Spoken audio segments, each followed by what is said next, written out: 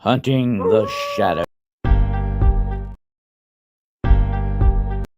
Hunting the Shadows.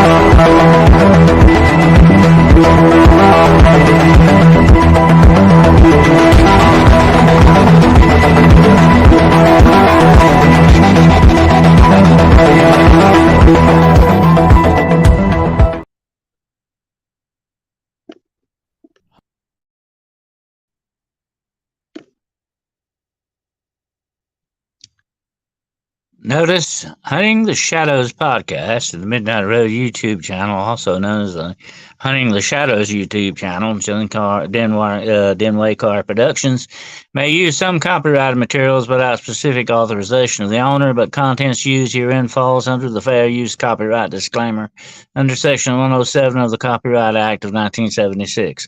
Allowance is made for fair use for purposes of criticism, comment, news reporting, teaching, research, parody, and conjecture. Fair use is a use permitted by copyright statute that otherwise might be infringing.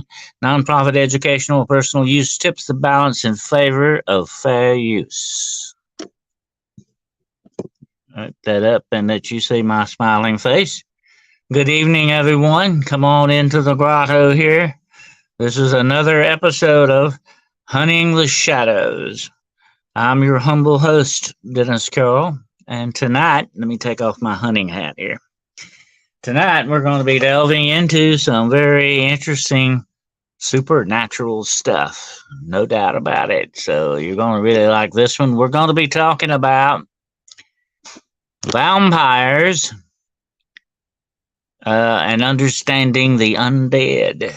How's that sound? Okay, so you got your crosses ready, I hope, and your holy water, and a good old steak is never too far away. Definitely, just in case. And by the way, that one's got a little bit of graveyard dirt on it. But anyway, I hope we're all ready for our subject tonight. We're going to be talking about some very unusual stuff, some very interesting supernatural stuff. And you know me, I'm all about the supernatural. Definitely. To me, supernatural is sort of the icing on the paranormal cake. Okay. You don't get much better than that. And of course, there's also high strangeness. That's sort of the cream inside the cake. Okay. If we want to get metaphoric about it. But anyway, I was going to say hello to everybody tonight that's tuning in there. I see we have Mr. Nighthawk here with us.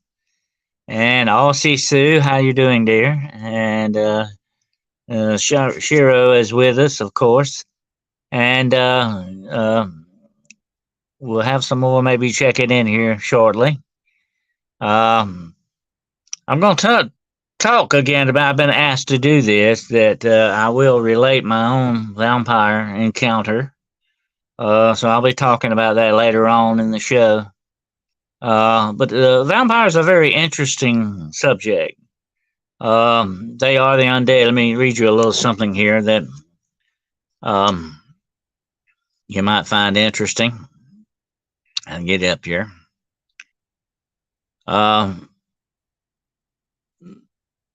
You must remember and never allow yourself to forget that the undead are inhuman. They are stolen flesh without a soul. Abraham Van Helsing, the greatest vampire hunter of all, Van Helsing. I may be kin to him slightly. I don't know. But anyway, got a little Dutch back there somewhere. Anyway, or was he Austrian? I can't remember. But anyway, vampire hunters have a hard job, so let's not push them around any tonight. But vampires are a very interesting subject, and when I talk about, here's the interesting thing about it. When I say to mention things to people about vampires, they look at me like, oh boy, have you fallen off the deep end here? You've lost all your marbles. There's no lights on up there, you're crazy. Vampires are a thing of legend. They're just Hollywood movies. No, no, no, no. They do exist. Without a doubt, they do exist. But we've got to talk about several different vampires tonight. We're going to run over that right quick. There are different types of vampires.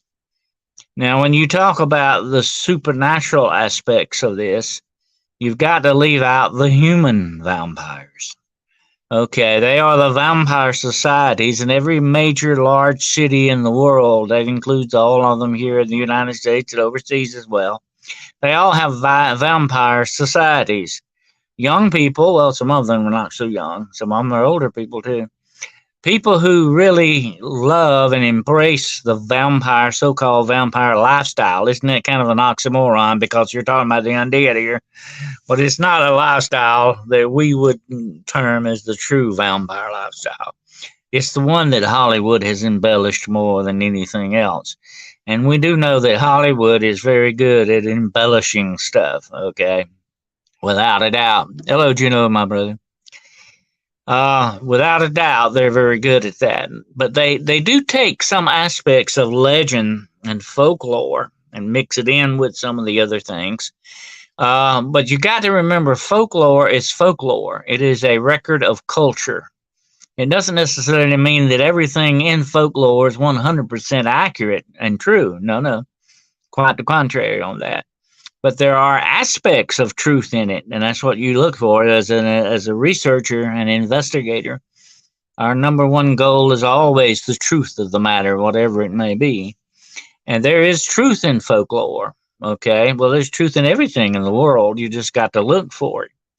But there's truth in folklore, although it is a cultural record of our beliefs and our existence and our environment, how we're brought up with these things and all that. It's fascinating stuff. It gets into a lot of scientific things too when you look at it in that respect, because you're talking about culture and all. So you've got to look for those little tidbits of truth, the real truth factors, or the clues that point you to the truth that are in folklore and superstition and all that. But Hollywood presents it in a matter-of-fact way, and many times saying, oh, this is what it really is, So you've got to take a big box of grain of salt, not just a grain of salt, but a box of salt with what Hollywood does, okay? But Hollywood has invested a lot, just like they have with the werewolf. And by the way, I'll say this emphatically right now, we will do a show one night definitely on werewolves, one of my all-time favorite subjects. But a werewolf is not beholden to the full moon, okay? Not in real, true werewolf fashion. That's Hollywood, okay? You don't have to have a full moon to turn into a werewolf. You can turn into a werewolf anytime you want. But usually they only do it at night. Now, that's the thing about the vampire. Hollywood has erroneously said vampires cannot exist under the light of the sun. That is not true. Vampires can operate in sunlight, but they don't want direct sunlight. In other words, they can wear hoods, hats, coats, whatever, to keep that sunlight actually off their skin, but they can actually motivate themselves and be mobile under the sun, okay? There's no problem with that. They just don't go sunbathing, okay? But getting back to the vampire societies, they are kind of sick in a way. They embrace the Gothic. And goth can be kind of cool if you just don't go too far with it. Any obsession with anything is not a healthy thing, no matter what it may be. And a lot of people we know that are obsessed with conspiracy theories and too much with the paranormal aspects of things, you can carry it and it becomes a sickness. So you got to be very, very careful about how you handle things like that. I've always wanted to take all of these subjects through a scholarly point of view, a learning process. it would be very easy to become obsessed with some of this stuff, okay? But you don't want to fall into that trap because obsession can lead to mental illness, okay? You got to remember that very plainly. You got to be very careful with that.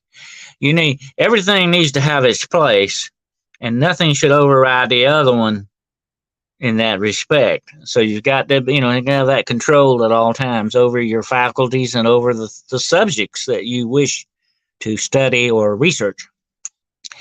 But anyway, they take this Gothic lifestyle and embellish it even more than just wanting to wear the clothes and the makeup and all that. They venerate the vampire, so-called vampire lifestyle. They actually will drink human blood. They get their teeth fixed so that they will have real fangs, and so on and so on. And they have the pale makeup, the whole works. They actually want to be vampires, and they are vampires to a certain extent. They are human vampires, but they make themselves that way.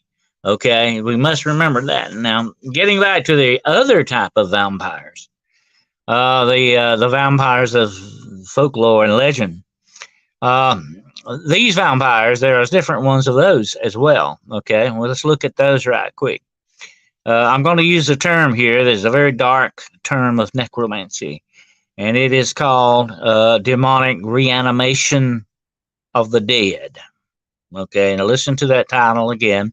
Demonic reanimation of the dead. And what does that mean? Actually, very simply put, it is a demon gets inside of a dead body, animates that body, and walks around with it like that. Okay? I know that's a horrendous thought to think about. What if it was one of your loved ones whose body was done like this? That is a vampire, my friends, in one respect. Okay? They may not go around drinking blood, and that's another Hollywood concept we got to talk about. They don't go around usually biting. Oh, those are vampire bats, okay? We're not talking about vampire bats. We're talking about vampires. They usually, supposedly, go around the neck or certain parts of the body and take the blood. That is part of it. That's a little part of it, but not a very important part of it for the true vampire. Well, real, true, honest to God, demonic demon type vampires will live off of the essence, the life energy of the human soul. Okay? They will go after that, and that's what they feed off of. They feed off of your energy, your life essence, not your blood, that much. Blood can be part of it because blood is a very important, interesting part of satanic ritual, okay? And what are we talking about here in demonic reanimation of the dead? Okay, that can also be, here's the interesting thing, things start overlapping. That can also be a description for a real, true, supernatural zombie, okay? Now let me stop here and say, this is real zombies do not eat people, okay? Real zombies are just mindless servants that do the will of their masters. They're supposed to be reanimated dead, you understand? Just like I got through saying, but they're not.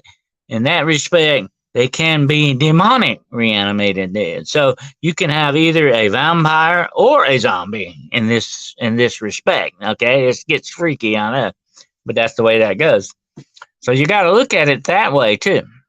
Now, there are other vampires, psychic vampires, that can be a person who is sort of under demonic influence, who goes around feeding off this life essence in a psychic sort of way, in a mental, spiritual kind of a way, that they feed off of this. That can be another aspect of vampirism.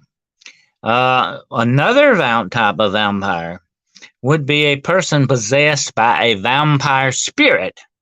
Now, a vampire spirit is a demon that, again, feeds off of life essence, but it's in its spiritual form and not reanimating a dead body. Okay, you got that? And they can usually, though, they inhabit a living body.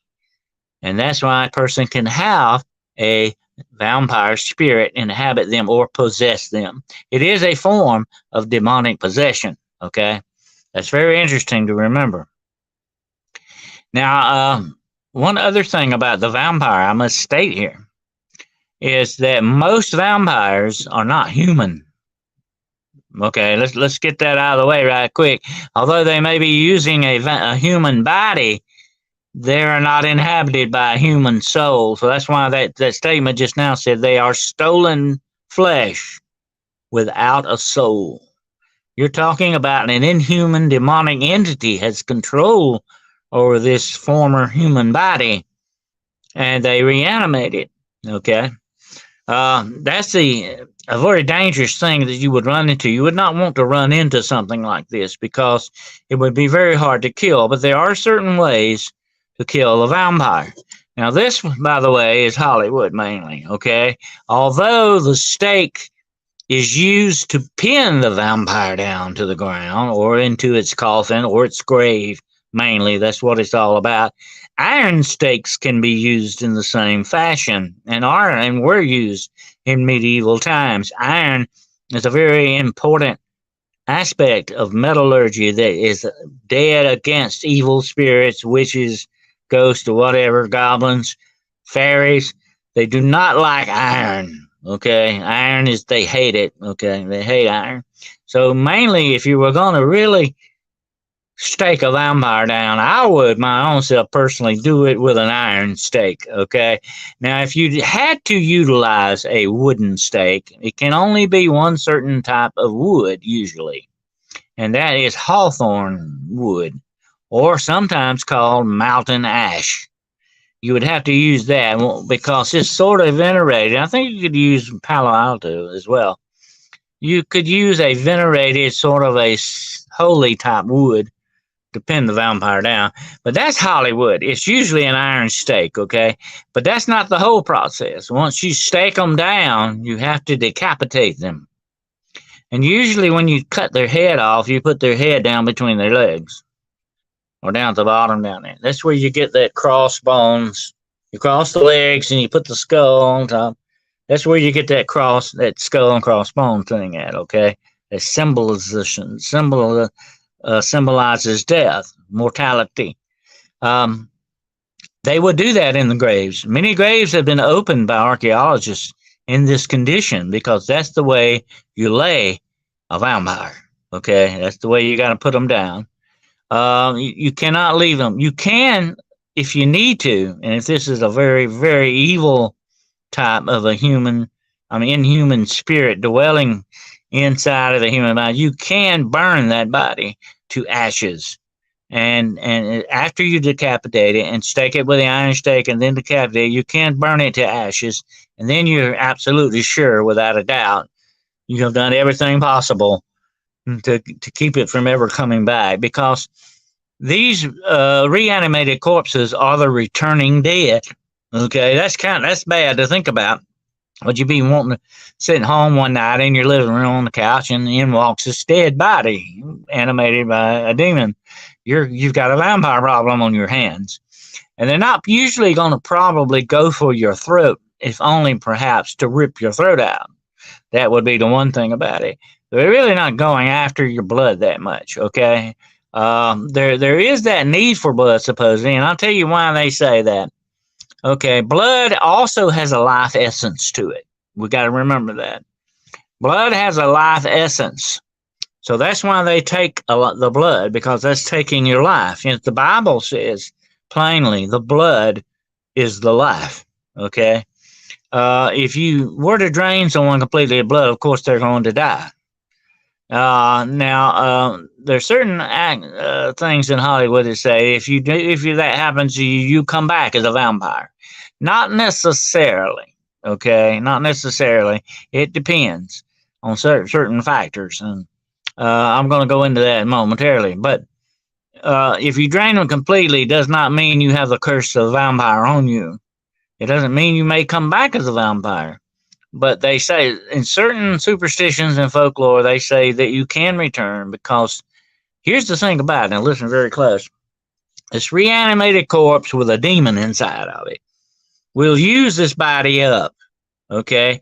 And if it killed you in this fashion, then it would vacate that old body and go into the new body it just got rid of, and keep going here. So that would be how they would be using human bodies, sort of like changing cars or horses, as the old case might have been. So that's what's going on with that, and that would be why you would be reanimated as a vampire in that fashion.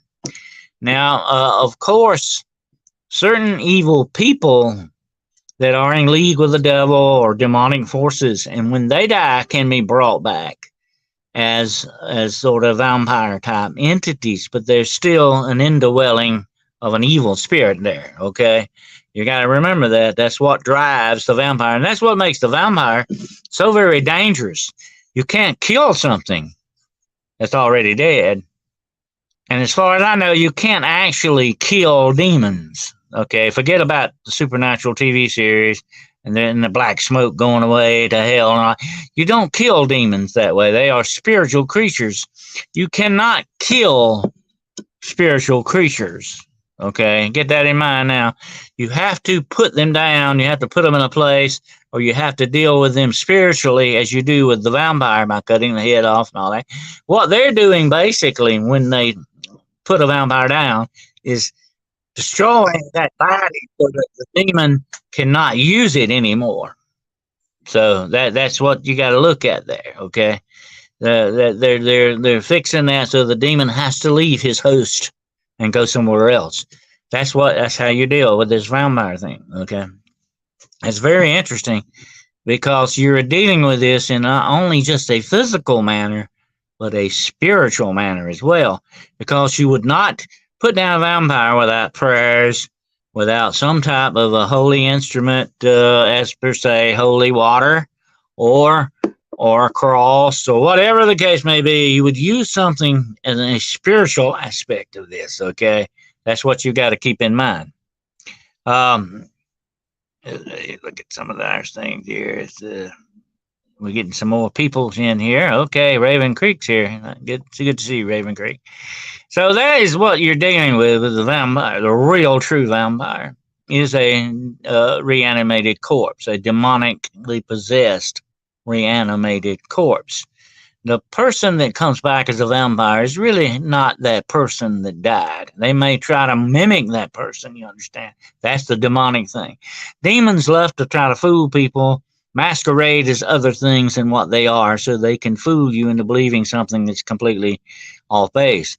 And they would, like, if I were to come back, let's say my body were to be used by a vampire spirit and come back in this fashion, and I would try to pull a fact over, hey, that's really Dennis. I'm Dennis. You trust me.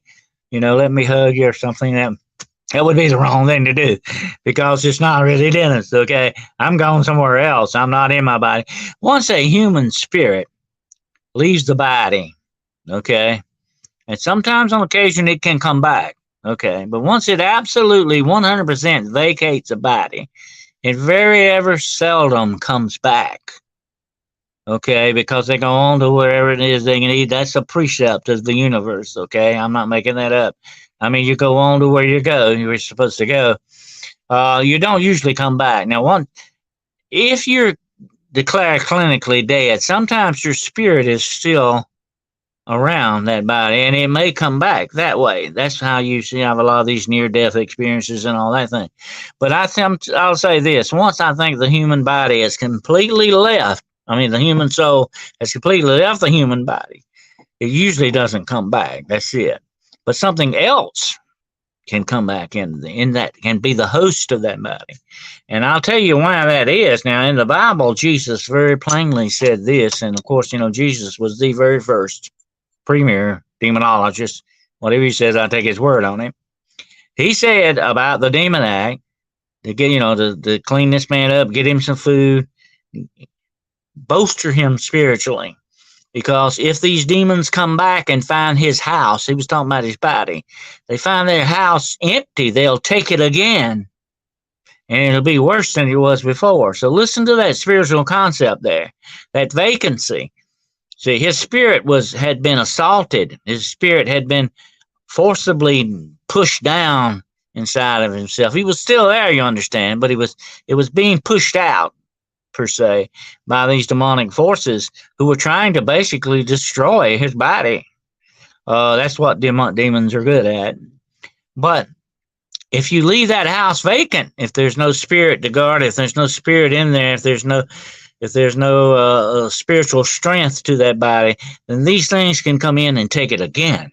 See, so they're looking for hosts. Jesus said they walk in dry places, looking, searching for somebody. That's what they're doing, And of course, that very famous prayer to Saint Michael says, that the demons roam the world seeking whom they may, possess. They are out there doing that. That's actively things that they do. So anyway, getting back to the vampire, there are certain ways to become a vampire, and you can do it through black magic. Of course, there again this is the magical type vampire. It's sort of like the werewolf.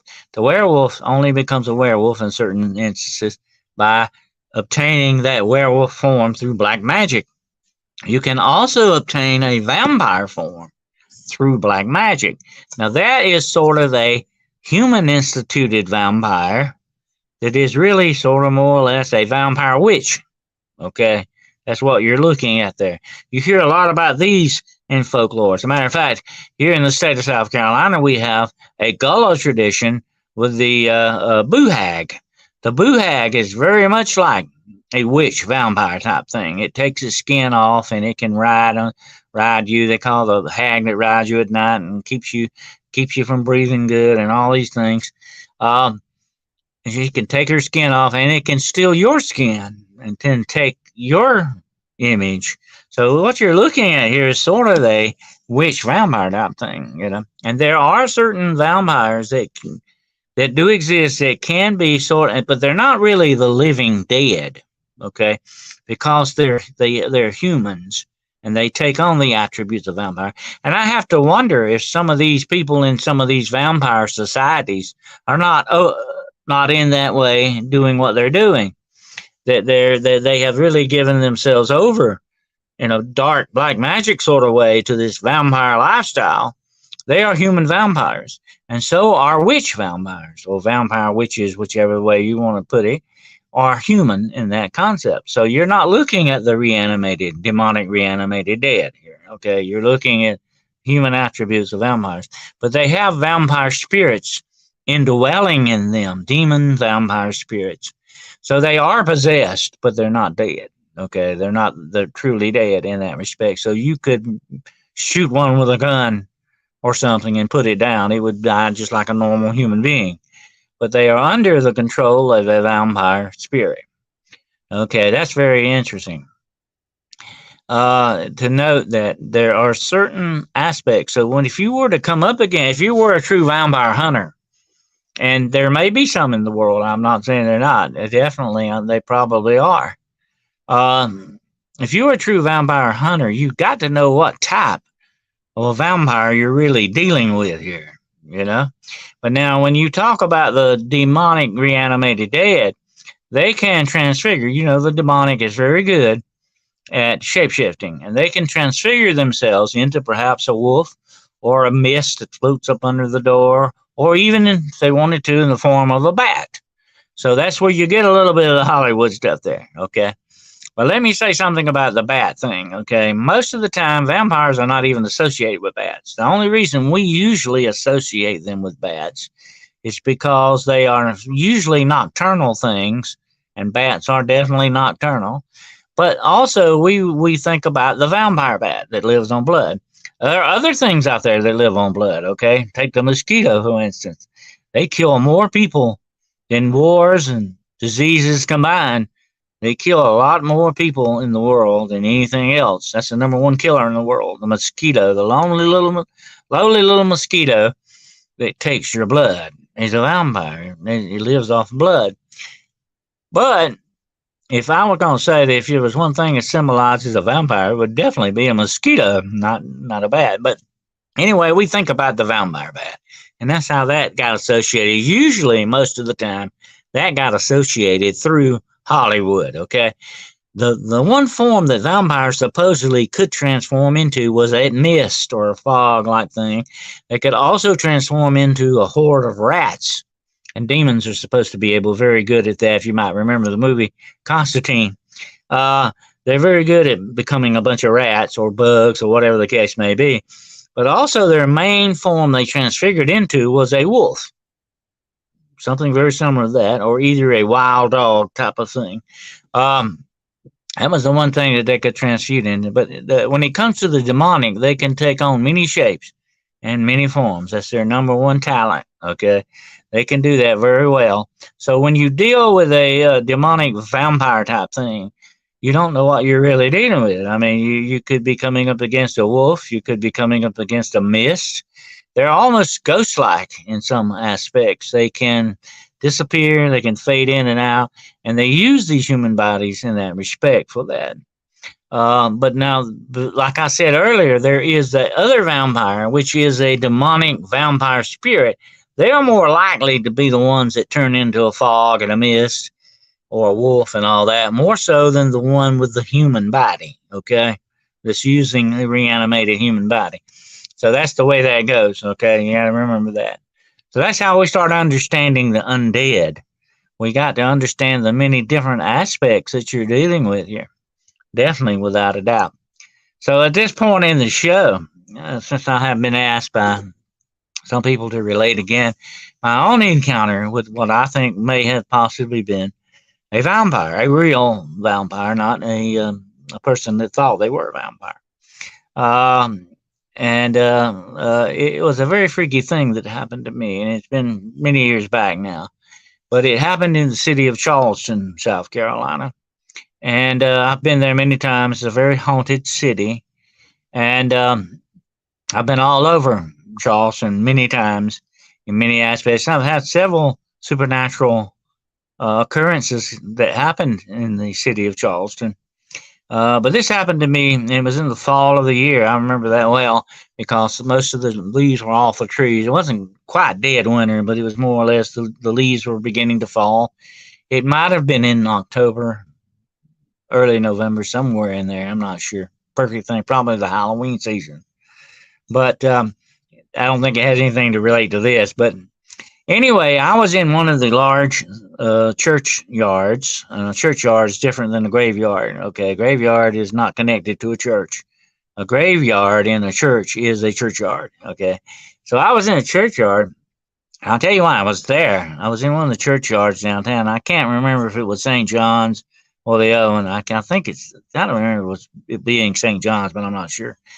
Anyway, I should have written all this down when it happened, but that's the way it goes. Because man, your memory can play tricks on you if you're not careful. But I had been in this cemetery, in the churchyard for one reason only. I was actually looking for a signer of the Declaration of Independence who was supposed to be buried there. Actually, with two of them supposed to be buried there, and I did find him actually, and it was a very small grave, and it wasn't marked very well. I think it had like a medallion on it, and I thought, my gosh, signer of the Declaration ought to have more than that to it, but he didn't. So that's why I was there. I was looking around. Of course, I'm no stranger to graveyards, you know that. I've been in them in many aspects, especially at night, in a lot of graveyards. And this was no little graveyard. It's a pretty good size churchyard. And I'll tell you a quick story. There was a one of these slab tombs there, and it was broken, and one corner of it was crushed or something. And I stuck my camera up down there. I said, I'm going to take a picture. I'm going to stick it down in there and see what kind of a picture I get, because you couldn't get down in there and look the way it was situated. So I stuck my camera down in there and took a picture. And I took my camera back out and was looking to see what I did. I had two eyes looking at me in this picture. And it was kind of freaky, but I looked back down there, and about that time I could see it was a little cat that was down there. It might have had some kittens down in there. I don't know. But it was a cat living down in there, believe it or not, of all the things. But anyway, I was walking around and just looking. I like to look at old gravestones because every one of them, almost every one of them, especially in the old churchyards like that, they tell a story. I've read of many Civil War battles and Revolutionary battles that they talk about on these tombstones and stuff. So it's a very interesting part of history to look at a lot of these memorials to people long, long gone. So I was looking around and really wasn't paying attention to what was going on around. There were several tourists walking through, I think, but it was very quiet that day. Usually it's kind of crowded, but there wasn't, I was almost, I think, practically alone. Well, I thought I was. All of a sudden, from behind me, I hear somebody say, "Hey," or "Hi," or something like that. And so I turned around, and there was this lady standing there. She was standing by a tombstone, and she was very pretty, but she was very pale. And I'll describe her as being, I think she had sort of, I would say, not dark brown hair, but sort of light brown, but not really blonde. That I remember. And I can't tell you what color her eyes were. I didn't really look. You don't want to stare at anyone when you first meet them. It's kind of rude. But she was very pretty and she was very pale. And I remember she had, a little lipstick on, but she wasn't overly painted up here. You know what I'm saying? She wasn't goth, but there was sort of a gothic look about her, but it wasn't goth. You know what I mean? And she had actually had a very friendly smile, kind of. And she stuck her hand out, and I shook her hand. I said, "Well, don't be rude. Shake her hand." She said, "How you doing?" And I said, "Okay." And I want to tell you this: it was a very unusual handshake, and I've shaken hands with a lot of people in my time, but this was like shaking a dead person's hand. It was that cold, and this was not a cold day because I remember well. I don't think I was even wearing a jacket. It was a fall day, but it was in the South. It's not that cold. It's not that cool. And but her hand was cold. I mean, cold as ice almost. It was very unusual because I remember noting that how cold it was, and I thought, well, maybe she has some kind of a medical condition. Some people do have that. That the blood or whatever, it's not flowing through their veins right, or whatever the case might be. So I just kind of brushed that off a little bit, and she started kind of walking with me as I was continuing down to the cemetery. And she had on, I would say, a mixture of modern and kind of, I'm not going to say antique clothing, but kind of old fashioned clothing on. I think she had like a skirt, but it was sort of like maybe a skirt from the 1800s, but it wasn't a real long skirt. It was kind of short. She just had some kind of strange clothing on that just did not seem, and to me at the time, to fit the time that we were in. You know what I'm saying? It was very strange in that respect. Although she was very pretty, very attractive, she was slim, and she just kind of walked, and she was kind of very friendly. And she said, "Do you like graveyards? Do you like cemeteries?" I said, "Oh, I spent a lot of time in them. I said, "I'm a paranormal investigator," and she said, "Oh, well, that's very interesting." She said, "I love graveyards too. I spend a lot of my time in graveyards." I said, "Well, that's good. It's a good hobby, I guess, if you want to, know all that stuff." I asked her, "Do you do tombstone rubbing?" She said, "Oh, no, I don't waste my time on stuff like that because I live here, basically." I said, "Oh, really?" I thought that was a very strange statement. I live here, basically. And I said, "Well, why is that?" She said, "Well, I'm a vampire." And I said, "Oh, okay." You meet this strange lady, and all of a sudden she tells you she's a vampire. She had to be in her at least, I would say, mid-20s, maybe 26, somewhere in there like that. And I'm thinking, what's going on here? And I said, "Well, oh, you're one, a member of one of those vampire societies." I said, "Do they have one here in Charleston?" She said, "Yes, they do, but I'm not a member of that. I'm a real vampire." I said, "Oh, really?" She said, "Yes, I am. I'm a real vampire." And I said, "Well, that's very interesting." I thought, well, maybe I should start distancing myself from this person. That's very strange. And so I said, "Well," she said, "No, I'm not." She said, I'm not joking with you. I am a real vampire, and I'm like, several hundred years old, and I want to tell you what. Now I'm going to stop and tell you this right quick. It was daytime, but it was a cloudy day. It was not a real sunshiny day. It was kind of a cloudy day, and it was kind of shady there under some of the trees. and all. And a lot of cedar trees grow in cemeteries and stuff. Um, and I was thinking, okay, well, what are you doing out in the daytime? And she said, well, that's not true. We can move around anytime we want to, but we just like to, come out better at night. It's much better that way, or something like that. So I'm walking with her through the cemetery there, and I said, well, that's, very, very interesting. And I kind of bent down and looked at a tombstone there. And I raised back up. I was going to ask her another question. I raised back up, and she's not there. And I want to tell you this, folks. I could see absolutely through that cemetery. There was no way, under God's Son, that girl could have got out of that cemetery that quickly without me seeing her. She would have had to broke out in a big run to get out of there, and she would have still been running when I looked. And I said, well, what? This struck me as very strange here. I said, well, what happened to her? And I started looking around for her. Did she hide behind, she, stuck down behind one of these tombstones here or something? And I looked all through that whole section. She's not there. One more thing I forgot to tell you. She told me her name, and her name, she said, was Emily. And I remembered that well. And she said her name was Emily Claire, something like that. She had two names in there together. I think it was like Emily Claire. And I remember that, and I said, well, this is very strange. Where did this girl go? I was just dumbfounded. I said, she's here one minute and she's gone the next. And I'm looking around and looking in the tombstones, and I actually find a tombstone with that name on it. And it's like a couple of 100 years old. And I'm going, this is just too freaky here. You actually run into somebody like that, and then you find the tombstone with their name on it. Well, I mean, what are the odds on that, And while I'm standing there, I look up, and I thought, come on, this is crazy. And by the time I look up, I'll tell you this, flying over my head through the trees was one of the largest bats I have ever seen in my life. And I've seen a lot of bats. I've caught bats. I've seen bats. They're usually very small animals. This bat was hawk, I guess almost the size of an eagle in that size. And a lot of people say, you saw a big seagull. No, I know what a seagull looks like. This was not a seagull. This was a bat. The biggest bat I've ever seen. So I'm thinking, oh, God, this is crazy. Nobody's going to ever believe this story. This is just too freaky.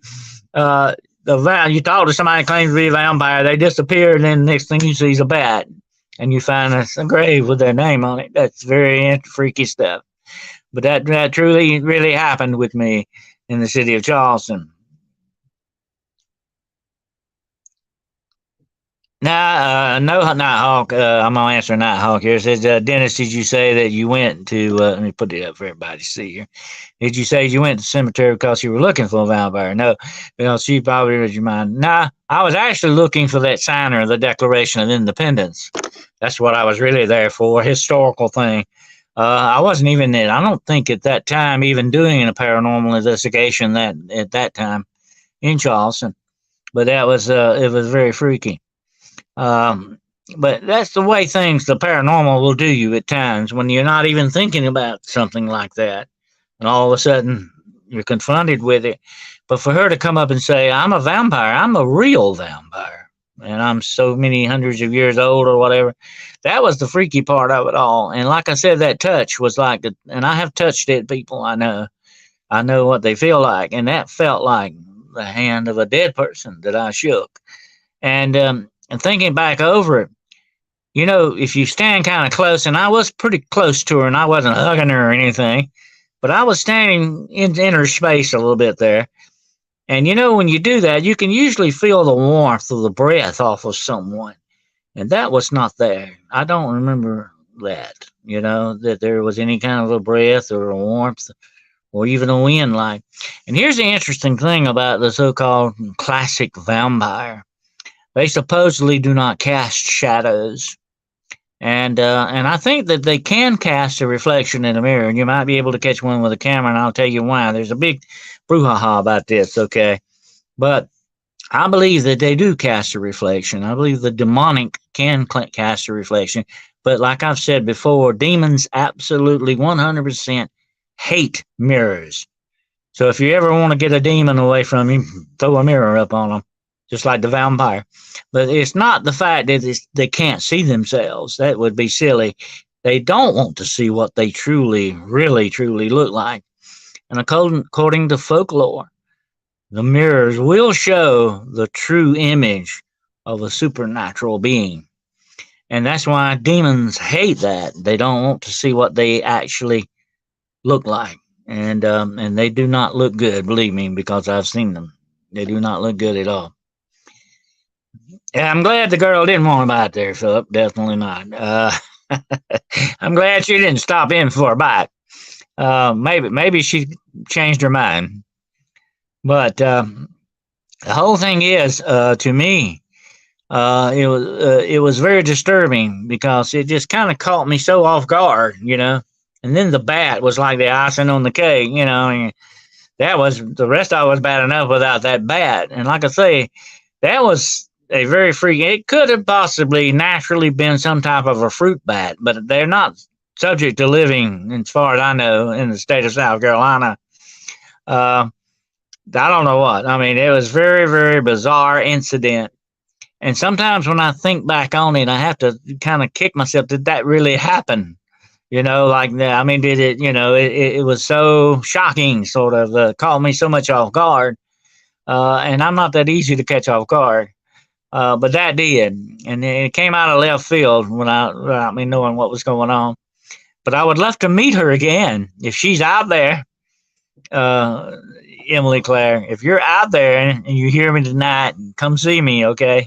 Maybe I don't know. Maybe you might better not wear something around my neck anyway. But oh yeah, demons. Let me put that up for that night. Oh yeah, the demon visit recently here at 2 a.m. the other night. That happens. That happens. As a matter of fact, I just had someone contact me just a few minutes ago about their encounter with a demon in the night. And they can actually, they love to. I'll tell you the thing about night, since we're talking a little bit about that.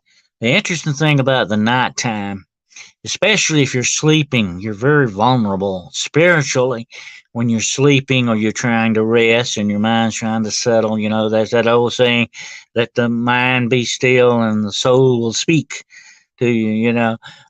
When you're trying to rest and all that, you're very vulnerable spiritually, though, and they know these entities know that. Okay, usually at midday you're at your strength, your strongest, spiritually and mentally, and even physically you feel better. But at night you're exhausted, you're ready to go to bed, you're tired. They know that. Okay, they know you're at your weakest point, and that's when you need to really be on guard because that's what they're looking for, that weakness, you know. Yes, the battles continue, and the demonic will never leave us alone until certain things happen in this world. The demonic is there, and that's why I don't, you know, people blame me a lot for, oh, that's all you talk about, Dennis, the demons. But they're behind a lot of this stuff, you know. I wouldn't say that if they weren't, because they are. And the demon card has to be played in this game of life. It's got to be recognized on the table. If you don't, it's a very foolish thing not to, because you got to play that card. It's there, and you can't ignore it. And it can be very dangerous if you do ignore it. That's the problem, you know. As Crystal said, maybe she wanted to date. Maybe she did.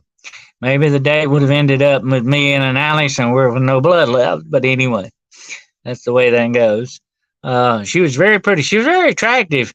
But she had that feeling around her. I don't know if it was just me or if it was actually other people could have done it, but there was a feeling there. And to me, it was almost as if I were in the company of a dead person to a certain extent. I mean, looking back on that feeling now, the coldness that was there, you know, it just got to me. I just wonder if that was a demonic reanimated dead thing there, or, you know, trying to put yourself off as a nice, attractive girl to lure me into something. Who knows? It has happened before and will definitely happen again in life. Spirit boxes. Okay, Red Creek. Spirit boxes. I think there is a factor in spirit boxes that we must remember. Spirit boxes, especially the kind that use the radios, the frequencies and all that, they have a tendency to be very misleading. But here's one other aspect of it: the demonic can manipulate electronic devices. Don't ever forget that. Okay, just like they can a Ouija board. Okay, and spirit boxes can really be called modern day Ouija boards, technologically wise, speaking that way. In order to fight the enemy and be victorious, you must know the enemy. Demonic does the same thing. Absolutely. You've got to know the enemy. Know your enemy. As that old saying goes, keep your friends close, keep your enemies closer. Keep an eye on them. You better keep an eye on them. You better know what they're up to, and you better know how they operate, or they can definitely slip up your back and get you, definitely, when you're not looking. And that's like what happened to me with the vampire girl. I mean, it was just something I wasn't expecting. But I just wonder, had I not been in a cemetery, would I have been approached at a bus stop like that? Or if it had been in a mall, with a lot of people around? I don't know. I don't think so. I think that was the perfect time and place for an opportunity that they had that didn't go the way they wanted it to. I don't know. But I'll tell you what, when you've been around this stuff as long as I have, and it's been a long, long haul, believe me, folks, you sort of get a an ESP thing about you. You get that feeling, and you pay attention to it sometimes. And when I definitely laid eyes on her, I had a feeling that this was not right. It was something that was really way, way off. Definitely. So that second sense came in, that the second sight kind of a thing, I think, showed up for me. I've been around too many devils and demons to know. I kind of know them when I'm around them. And I don't know, it's just that they've got that smell to them, okay?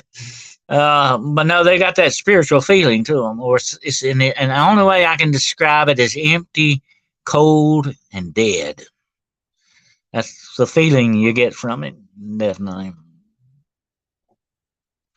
But anyway, that's my vampire story, and that's my talk tonight on understanding the undead. Okay, and they do exist, just not in the way Hollywood would have you believe. But they do exist, and they are very demonic in nature. So don't ever forget that. Unfortunately, some people are even sexually lured by the ideas of vampires. They find it dark and sort of sexual and lustful kind of a thing. Don't fall into that, because that is the way the demonic works. They like to use that against human beings. Definitely, sex works, and they use it, definitely. Oh yeah. Oh yeah. I try. I'll thank you. I've had a lot of experience, and experience, my friends, is the best teacher of all, definitely. But anyway, we're getting down the wire here, and it's been a very fast hour. Vampires are fast too, by the way. There's my new sticker thing. Okay, the stickers will be coming out soon. Hunting the Shadows. And we may be doing some contest on that very soon when I get set up for it. And I want to I'll throw it open right quick if you got any more questions or anything, any observations you want to make. Now's your time to do it.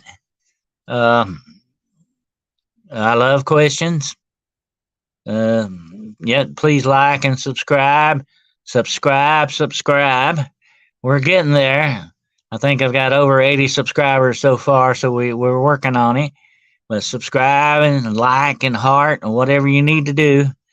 And get your paranormal friends to tune in. They need to hear some of these podcasts.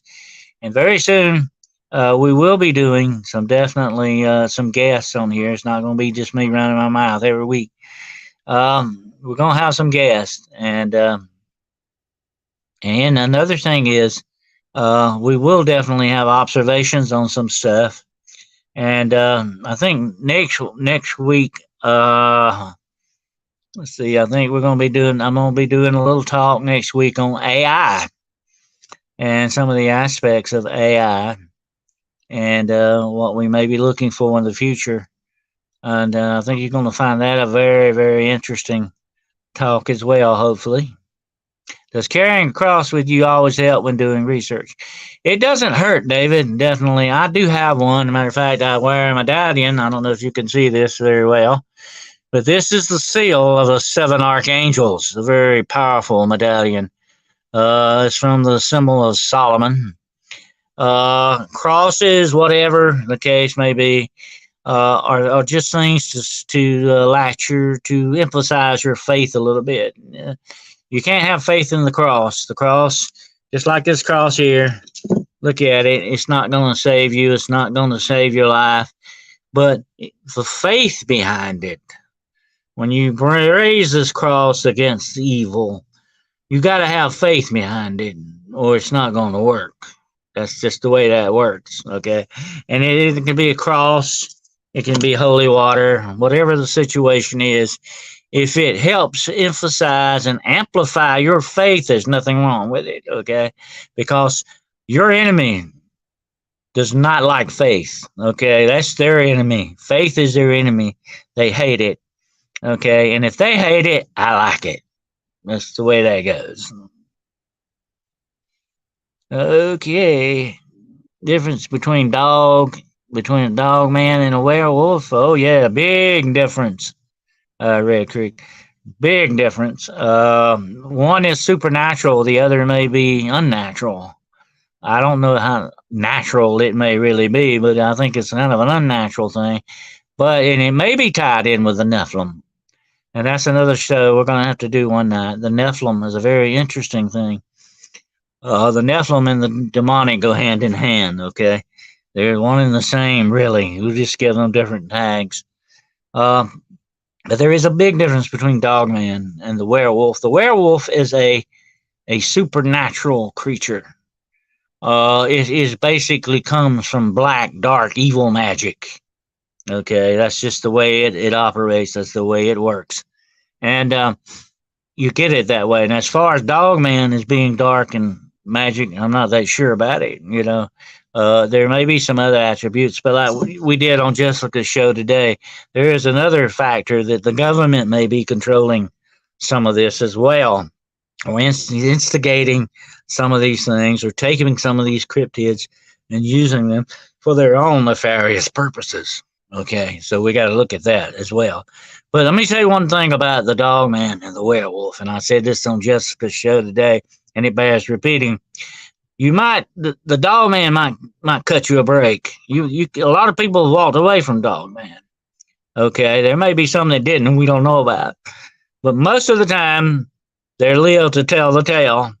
But if you ever actually meet a 100% werewolf, you will not walk away. You'd have to be incredibly, incredibly lucky. You'd probably win the lottery before you ever do that. You would have to be absolutely incredibly lucky, or somebody up there is really watching out for you, to walk away from a werewolf, because a werewolf is a psychologically sick animal. It's going to tear you limb for limb, and nothing's going to stop them from killing you. They are a psychopathic animal that's going to destroy you, a beast that will not stop. You will not have a chance, and they are incredibly fast and strong and smart. That's the bad part about it. They have the mind of a man. Dogman, as far as I know, does not have the mind of a man. The werewolf does. You got to remember that. Where can we get one of those medallions? Oh, you can get them. I think I've seen them on Amazon. You can get them in any kind of religious store. But it's called the Seal of the Seven Archangels, the seal of the Key of Solomon. Supposedly Solomon had this same medallion, but it has the name of the seven archangels on it, and it has the Star of Solomon in the center. Not the Star of David, but the Star of Solomon. Solomon supposedly had power over these things, and that's why it's supposed to be so powerful. Let's see. The offspring of the bad angels that got kicked out of heaven. Oh yeah, that's the Nephilim. That's the influence of the Nephilim. But the Nephilim, that goes way back. That's a show for another time. And I'll have to do one of those very soon. But the plan of the Nephilim is a satanic plan, okay? And the plan is being instituted. As a matter of fact, I'm writing a book about that very plan now, and it's called The God Game, The Quest for Immortality. And they're playing the God game. It's all part of the satanic plan that's been implemented for thousands of years. It's not just something that got started recently. No, no, no. This has been ongoing for a long, long time. Both the seven archangels. Okay, Nighthawk. Get with Nighthawk on that. He can get you some of that. Anyway, the maybe Nighthawk needs to go into the medallion business. Okay, make a little extra money there. Another thing that I'm never far away from is holy water. Okay, and I'll tell you why that is. Holy water is very, very important stuff. I have actually seen this sizzle on people. Okay, I've actually seen demons cower away from this stuff. They do not like holy water, real holy water. You can't just say, "Oh, I want you to be holy water," and it'll work. Usually, there's a certain formula for this, and don't drink it. Okay, do not drink holy water. It's not good for your drink. Don't do that. I had somebody ask me that one time. Can I drink that? I said, no, no, no. It would not be a good idea. Put it on you, but don't drink it. But there again, like the cross, there got to be faith to back this up. Okay, there's got to be that faith there. There's nothing, faith without works is dead. You don't want to face something evil with dead faith, my friends. You want your faith to be strong and authoritative. Jesus himself has given us authority over these things, these evil things. He has given us that authority, and we need to exercise that authority and use that authority against these things. And we don't have to take it off of these guys. They're like the proverbial bullies kicking sand in your face. Don't take it. You don't have to take it off of them, okay? You're built better than that. You're built for better things than that, spiritually speaking. You are higher than they are. That's why they hate you.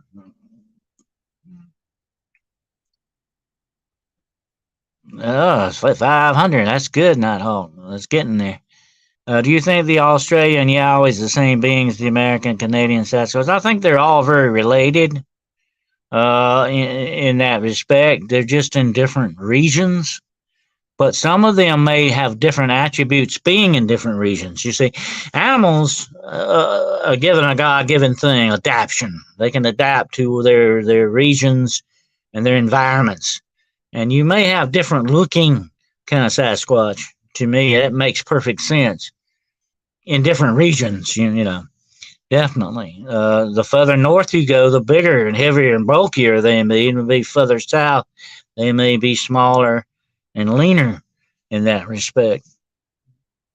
Whatever hemisphere you're in. As for my wife, this very what she has an illness that the doctors haven't been able to figure out. Please and thank you, God bless you. Well, certainly, Derek, keep her in our prayers. Definitely, prayer works. Okay, and we need to do that more often than we do. Definitely. Anyway, the thing about the Nephilim, and I will do a show on that very soon. The Nephilim ties into a lot of the world that is things that are going on around us today. The influence of the Nephilim is still here. There's a lot of contention that they got wiped out by the Great Flood. Not necessarily, okay, and we will talk about that one day. And anyway, the influence of the Nephilim is still here.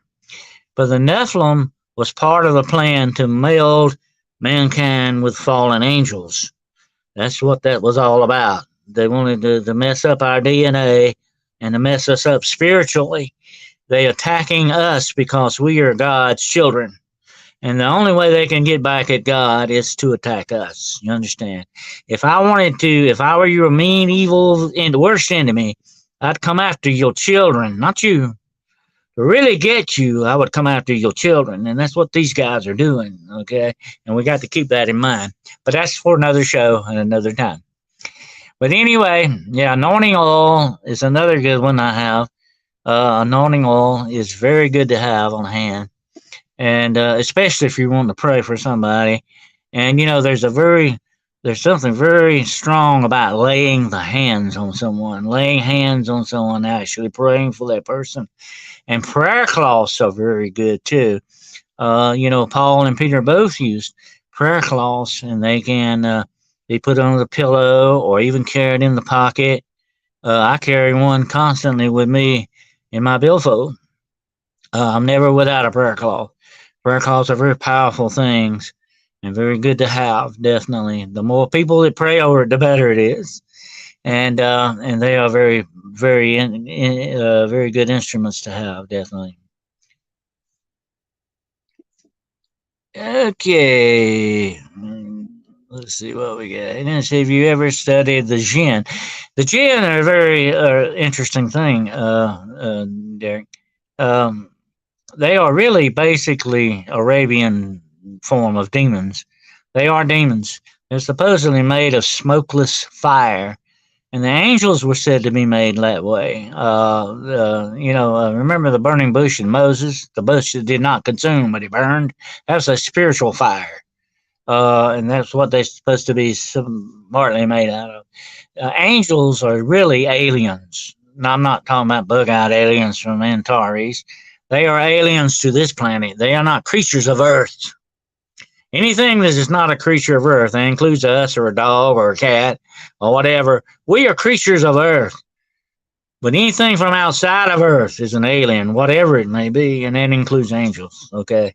They're not beings of this place, although they may inhabit this world for reasons, and we'll have to do that. And I'm actually going to I think next week I will actually be doing a show on angels, okay? Let's do that. Next week we will do a show on angels, one of my favorite subjects. I think you'll find it a very, very interesting show. We will get into the angels and go deeper into that than I've ever done before. Angels are a very fascinating thing, and we need to know about them because they are our comrades in arms. Okay, we got to remember that they're the good guys. They're on our side. I hope they're on our side, because if they're on our side, really on our side, that means we're on the good side, and that's where we need to be. So keep that in mind for the rest of this week. Okay. And tune in for my show, Demonology Today, Sunday night at 9 p.m. Eastern Standard Time. That's with Grizzly Chris, Demonology Today.